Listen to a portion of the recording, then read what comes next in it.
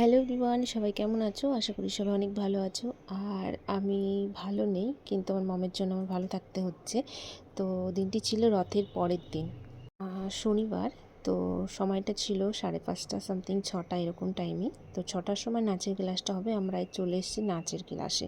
তো আমার মমের নাচের ক্লাসটা সানডেতে থাকে, তো শনিবার ইভিনিং টাইমে কেন হচ্ছে, কারণ আমাদের এখানে রথের প্রোগ্রাম হয়। তো ওই 3 দিনের মধ্যে একদিন প্রোগ্রামটা হবে, এই বাচ্চাদের নাচের প্রোগ্রামটা। তো তো এই জন্য স্যারকে ফোন করা হয়েছিল যে অনুষ্ঠানের জন্য বাচ্চাদের কিছু প্র্যাকটিস করানোর জন্য। তো ওই জন্য স্যার এসেছিলেন শনিবার ইভিনিং টাইমে। তো ওদের কিছু গান তুলে দিল আর একটু প্র্যাকটিসটা করিয়ে দিল। তো আমরা যে টাইমে এসেছিলাম তখন কেউ আসেনি। তারপরে দেখলাম ধীরে ধীরে সব বাচ্চারাই এসে গেছে। এখানে আমরা অনেকটা সময় ছিলাম, কিন্তু স্যার যেহেতু অনেক দূর থেকে আসলেন, স্যারের আসতে একটু লেট হয়েছিল।